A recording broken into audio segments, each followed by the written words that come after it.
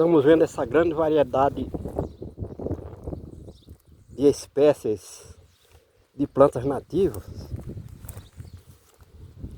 e nós podemos confirmar que elas não representam nem 10% da variedade de plantas a nível de relva, gramíneas, dessa área do Nordeste que é chamada de agreste. São plantas que subsistem, que resistiu a todas as formas de agressões aqui durante dezenas de anos. O homem querendo manter isso aqui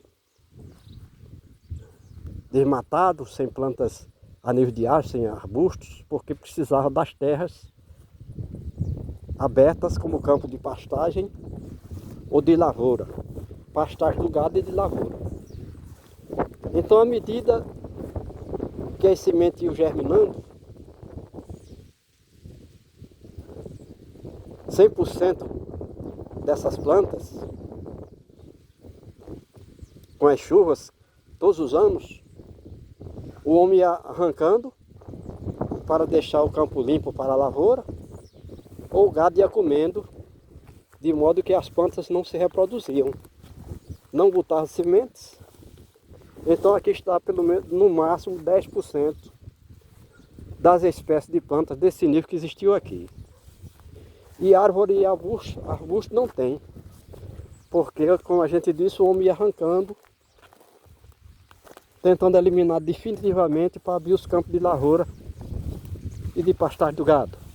E aqui a gente entra na lavoura e vê a decepção. O feijão não se reproduz o suficiente, já morrendo, ficando amarelo, porque a planta precisa de água todos os dias. E já são mais de 10 dias que não cai um pingo de chuva aqui. Então, como a gente sempre diz,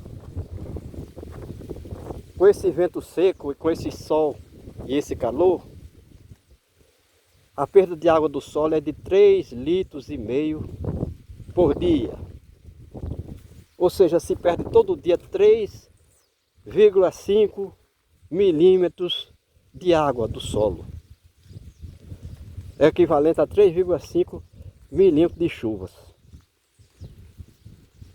Então a raiz dessas plantas, da lavoura do homem, tem no máximo 30 centímetros de comprimento e ela já não alcança a umidade que ainda resta na profundidade maior, vamos dizer, a 50 centímetros desse terreno. O fato é que o feijão está aí morrendo, secando, não se reproduziu satisfatoriamente, as vagens já estão até secas e sem brotos, sem flores, porque, como a gente disse, 10 dias de verão sem chuvas, o solo secou na altura das raízes. O milho, apesar de um pouco verde ainda, ele já começa a perder a coloração, perder a clorofila, porque a fotossíntese, embora seja nas folhas que acontece, depende de água que a planta tira do solo por intermédio das raízes. É a lei da natureza e o homem simplesmente desobedeceu essas regras e o resultado é que hoje tem a terra e mesmo chovendo 350 milímetros aqui, durante 100 dias, no caso 90 dias, porque nós já estamos 10 dias sem chuvas, não foi suficiente para que essa planta se reproduzisse. E o homem plantou isso aqui nas primeiras chuvas do ano. Significa dizer que essa lavoura já tem mais de 80 dias de vida. E o fato dela ter botado vagem, já o feijão, mostra que pelo menos 60 dias quando começa a botar flores com 60 dias de vida e começa a se reproduzir, o feijão macaçá, 15 dias depois de florido já começa a botar as vagens maduras, que é o caso do feijão verde que se colhe aqui, que é um alimento muito procurado aqui no Nordeste principalmente. É o feijão de corda, que não consegue nem botar a corda, se ramar, porque já não tem os nutrientes necessários no solo e a chuva não é bem distribuída a ponto de manter o solo sempre úmido ao alcance da raiz das plantas.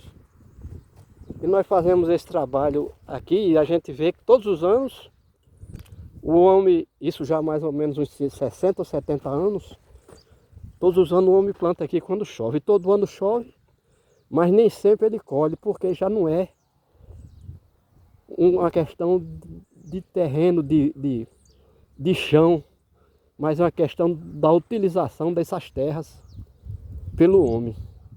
Como a gente disse, é uma terra ligeiramente arenosa e o homem vai passando já o arado da capinadeira ou do trator e vai soltando o solo e o solo vai indo embora com a água das chuvas. O resultado é que se o homem plantasse milho aqui, ele não vai se desenvolver.